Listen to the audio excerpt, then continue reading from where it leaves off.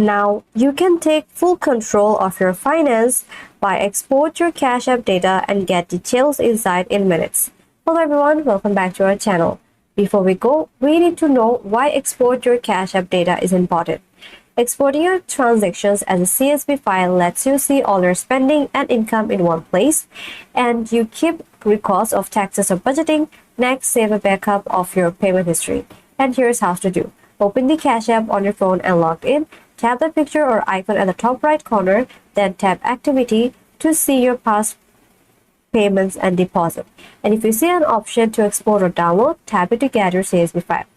But if you don't find the export options in the app, open a web browser and go to their website, log in with your Cash App account, then click Activity or Statement on the website dashboard.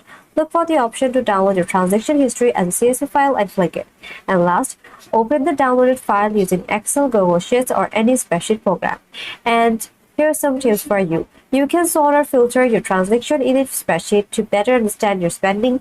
Keep your CSV files safe because they contain private financial information, and save your file regularly to have a backup copies for future users. That's it for this video. If this video helped you, then like this video, comment down below. Don't forget to subscribe to this channel, and thanks for watching.